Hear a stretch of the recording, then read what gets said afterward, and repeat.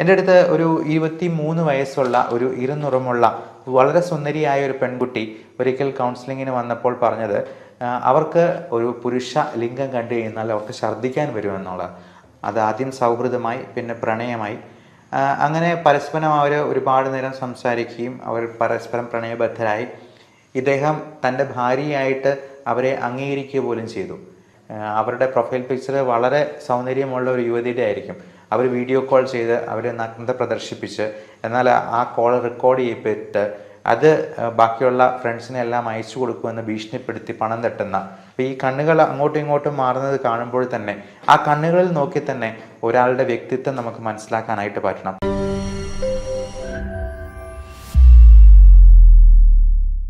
നമസ്കാരം, ഞാൻ doctor Bibin Jose, consultant pulmonologist and PhD scholar in neuro psychiatry.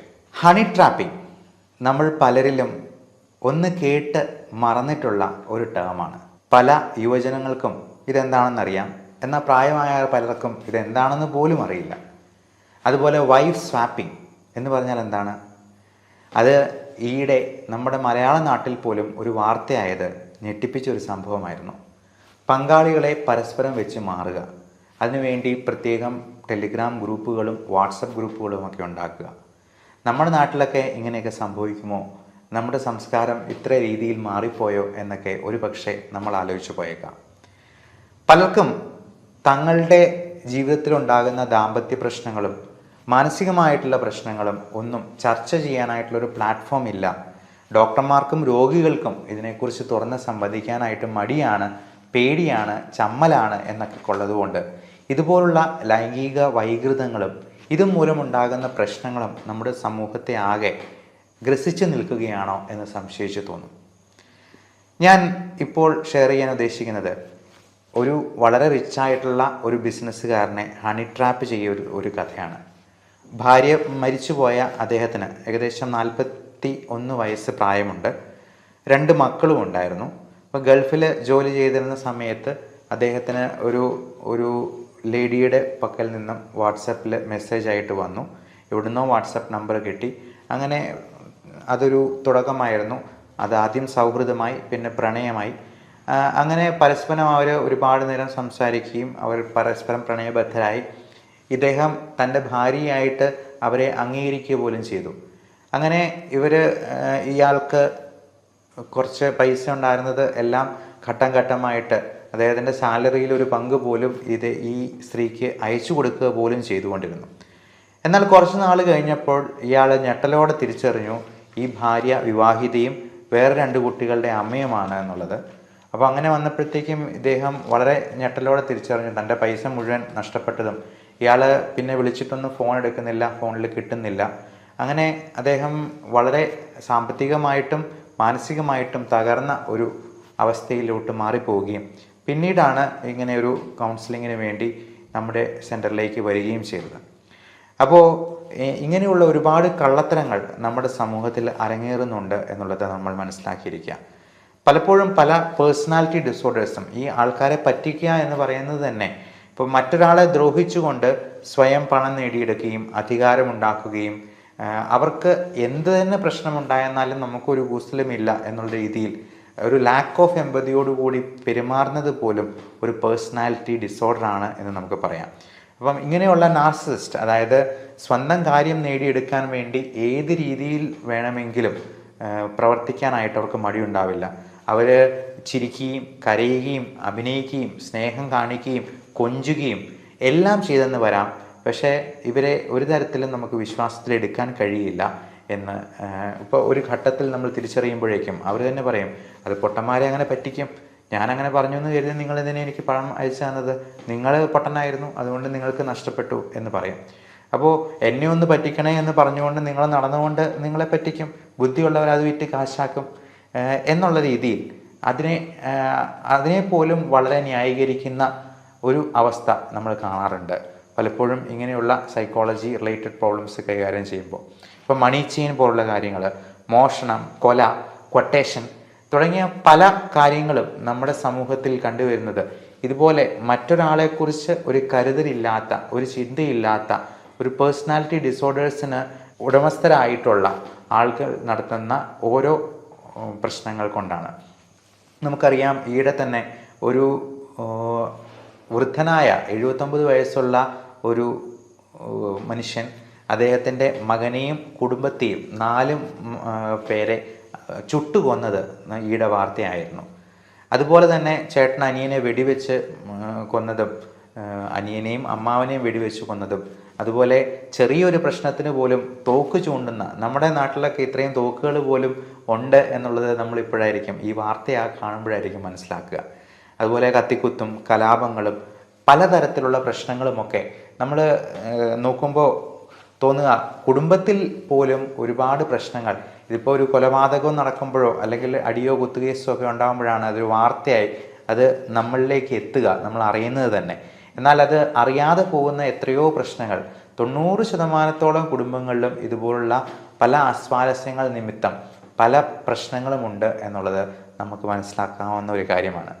അപ്പോൾ ഇങ്ങനെയുള്ള നാർസിസ്റ്റിക് പേഴ്സണാലിറ്റിയോട് നമ്മൾ ഡീൽ ചെയ്യുമ്പോഴും വളരെയധികം ശ്രദ്ധിക്കണം. കാര്യം ഇങ്ങനെയുള്ളവർ ഈ ഹണി ട്രാപ്പിങ്ങിനൊക്കെ പലപ്പോഴും ഈ കോൾ റെക്കോർഡ് ചെയ്ത്, ഇപ്പോൾ വീഡിയോ കോൾ വഴി, ഇപ്പം വളരെ സുന്ദരിയായിട്ടുള്ള ഒരു പ്രൊഫൈലിൽ നിന്ന് അവരുടെ പ്രൊഫൈൽ പിക്ചർ വളരെ സൗന്ദര്യമുള്ള ഒരു യുവതിയുടെ ആയിരിക്കും, അവർ വീഡിയോ കോൾ ചെയ്ത് അവർ നഗ്നത പ്രദർശിപ്പിച്ച്, എന്നാൽ ആ കോൾ റെക്കോർഡ് ചെയ്യപ്പെട്ട് അത് ബാക്കിയുള്ള ഫ്രണ്ട്സിനെല്ലാം അയച്ചു കൊടുക്കുമെന്ന് ഭീഷണിപ്പെടുത്തി പണം തട്ടുന്ന, എന്നാൽ മറ്റ് പല രീതിയിലും അക്കൗണ്ട് നമ്പർ കൊടുത്തിട്ട് എനിക്ക് വളരെ അത്യാവശ്യമായിട്ട് 5000 രൂപ വേണം, ഇന്ന നമ്പറിലോട്ട് അയച്ചു കൊടുക്കണമെന്ന് പറഞ്ഞ് എൻ്റെ ഒരു സുഹൃത്തിനെ പോലും ഞാനാണെന്ന് പറഞ്ഞ് ഈയിടെ മെസ്സേജ് അയച്ച് ഒരു 5000 രൂപയോളം അദ്ദേഹത്തിൽ നിന്ന് തട്ടിയെടുക്കുകയുണ്ടായി. അപ്പോൾ ഇങ്ങനെയുള്ള കാര്യങ്ങളെല്ലാം ഈ പറയുന്ന പേഴ്സണാലിറ്റി ഡിസോർഡേഴ്സ് ഉള്ള വ്യക്തികൾ ഇങ്ങനെ തക്കം പാർത്തിരിക്കുന്നു എന്നുള്ളത് നമ്മൾ മനസ്സിലാക്കേണ്ട ഒരു പ്രധാനപ്പെട്ട സംഗതിയാണ്. അപ്പോൾ ഇങ്ങനെയുള്ള ആളുകൾക്ക് അവരൊരു ക്രൈം നടത്തിയെന്നാലും പിടിക്കപ്പെടില്ല എന്നുള്ളൊരു കോൺഫിഡൻസ് ആയിരിക്കാം, അല്ലെങ്കിൽ അവർ വളരെ ബുദ്ധിമാനാണ്. ഇപ്പം പലപ്പോഴും ഈ കൊട്ടേഷനൊക്കെ കൊടുത്തിട്ടുള്ള ആൾക്കാർ, ഞാനൊരു ക്രൈം നടത്തിയെന്നാൽ അത് ഒരു പോലീസിനും കണ്ടുപിടിക്കാൻ പറ്റില്ല എന്ന് വീരവാദം മുഴക്കുന്ന ഒരു രീതിയിലേക്ക് കാര്യങ്ങൾ മാറി മറിയുന്നത് നമുക്ക് തന്നെ കാണാവുന്നതാണ്.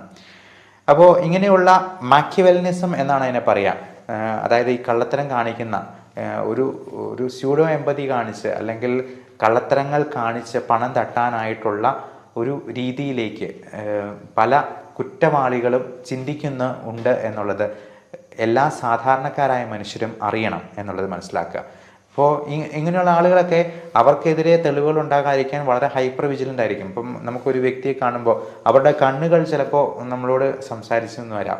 അപ്പോൾ ഈ കണ്ണുകൾ അങ്ങോട്ടും ഇങ്ങോട്ടും മാറുന്നത് കാണുമ്പോൾ തന്നെ ആ കണ്ണുകളിൽ നോക്കി തന്നെ ഒരാളുടെ വ്യക്തിത്വം നമുക്ക് മനസ്സിലാക്കാനായിട്ട് പറ്റണം. അപ്പോൾ ബാക്കിയുള്ളവൻ എന്ത് ചെയ്യുമെന്ന് നോക്കിക്കൊണ്ടായിരിക്കാം ഈ കണ്ണുകൾ പരക്കം പായുന്നത്. അപ്പോൾ ഈ കണ്ണ് പോകുന്ന പോക്ക് പോലും ഇതിൽ നമ്മൾ പ്രത്യേകമായിട്ട് നോട്ട് ചെയ്യേണ്ടതുണ്ട്, ഒരാളുടെ പേഴ്സണാലിറ്റി അസസ്മെൻറ്റിൽ നമ്മൾ മനസ്സിലാക്കേണ്ടതുണ്ട് എന്ന് പ്രത്യേകം ഓർക്കുക.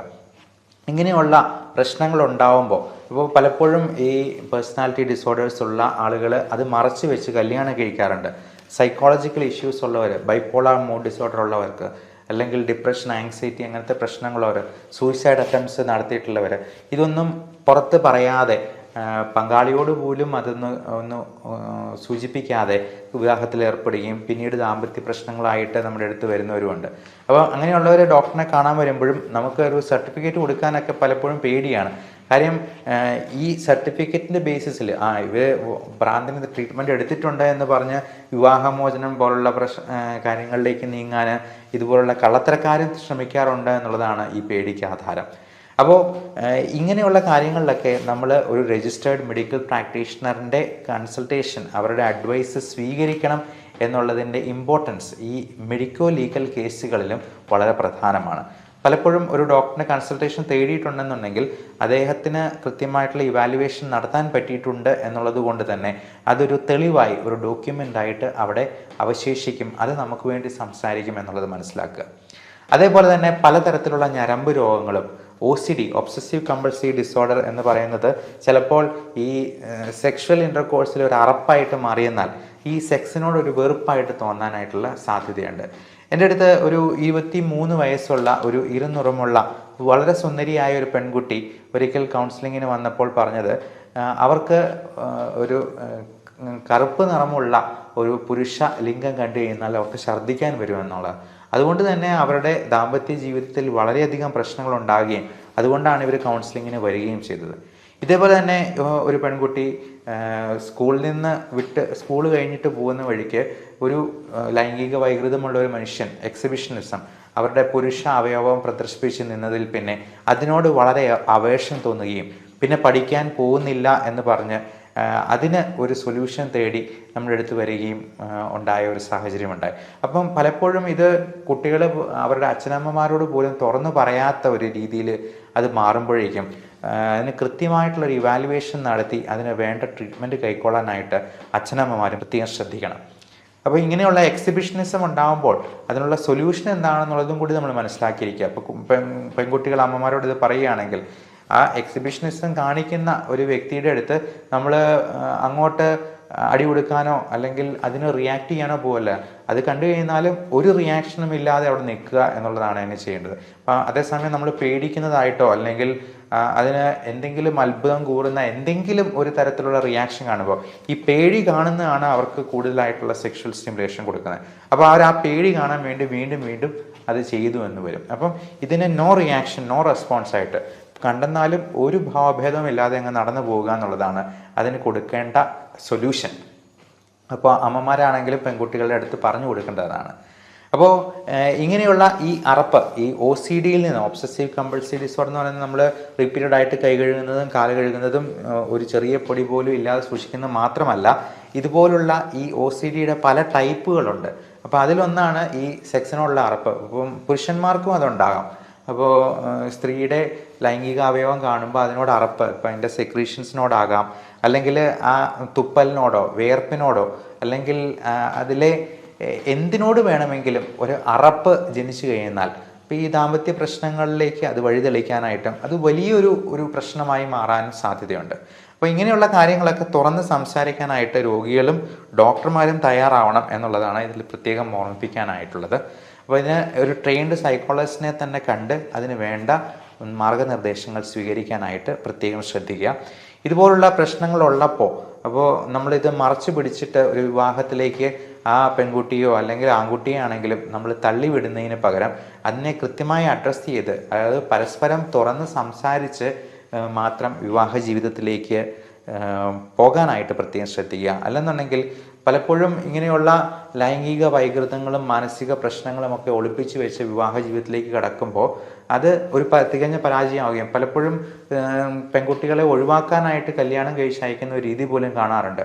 അത് കഴിഞ്ഞ് പിന്നെ ഫോം വിളിച്ചു കഴിഞ്ഞാൽ അവരുടെ വീട്ടുകാരെ എടുക്കുക പോലും ഇല്ലാത്ത ഒരവസ്ഥയിലേക്ക് മാറിപ്പോകാറുണ്ട്. അപ്പം പലപ്പോഴും അന്വേഷിച്ച് കഴിയുമ്പോഴായിരിക്കും അവരുടെ ബന്ധുക്കൾക്കും ഇതുപോലുള്ള മാനസിക പ്രശ്നങ്ങൾ ഉണ്ടായിരുന്നു. പലപ്പോഴും ഈ പെൺകുട്ടി തന്നെ സൂയിസൈഡ് അറ്റംപ്റ്റ്സ് നടത്തിയിട്ടുണ്ടെന്നുള്ളതും ഒക്കെ മനസ്സിലാക്കുക. അപ്പോൾ ഈ സൂയിസൈഡ് ചെയ്യും എന്ന് പറയുന്നവർ അത് ചെയ്യാനായിട്ടുള്ള സാധ്യതയും ഏറെയാണ്. എന്നാൽ ബൈപ്പോളാർ ഡിസോർഡർ ഉള്ള ചില ആൾക്കാർ പേടിപ്പിക്കാനായിട്ട് അല്ലെങ്കിൽ പേഴ്സണാലിറ്റി ഡിസോർഡറുള്ള ബോർഡർ ലൈൻ പേഴ്സണാലിറ്റി ഡിസോർഡറുള്ള ആളുകൾ ചുമ്മാ പേടിപ്പിക്കാൻ വേണ്ടി ഇങ്ങനെ കാണിക്കുന്നതും കണ്ടുവരാറുണ്ട്. അപ്പം ഇത് രണ്ട് തരത്തിലുമുണ്ട്. അപ്പോൾ ഇങ്ങനെയുള്ള പ്രശ്നങ്ങളെ ഏറ്റവും പെട്ടെന്ന് തന്നെ കണ്ടെത്തി തിരിച്ചറിഞ്ഞ് അത് മനസ്സിലാക്കി അതിന് വേണ്ട ട്രീറ്റ്മെൻറ്റ് കൊടുക്കാനായിട്ട് പ്രത്യേകമായിട്ട് ശ്രദ്ധിക്കുക. അപ്പോൾ ഇങ്ങനെയുള്ള കാര്യങ്ങളെപ്പറ്റി എന്തെങ്കിലും സംശയങ്ങളുണ്ടെങ്കിൽ നിങ്ങൾക്ക് മുകളിൽ കാണുന്ന നമ്പറിൽ കോൺടാക്റ്റ് ചെയ്യുകയോ വാട്സപ്പ് ചെയ്യുകയോ ചെയ്യാവുന്നതാണ്. എന്തെങ്കിലും തരത്തിലുള്ള പ്രശ്നങ്ങളുണ്ടെങ്കിൽ അതിന് ഒരു സൂയിസൈഡോ അല്ലെങ്കിൽ എന്തെങ്കിലും ഒളിച്ചോട്ടമോ അല്ല, ഇതിന് കൃത്യമായിട്ടുള്ള സൊല്യൂഷൻ ഉണ്ട് എന്നുള്ളത് ഉറച്ച് വിശ്വസിച്ച് അതിന് വേണ്ട ട്രീറ്റ്മെൻറ്റ് കൈക്കൊള്ളാനായിട്ട് പ്രത്യേകം ശ്രദ്ധിക്കുക.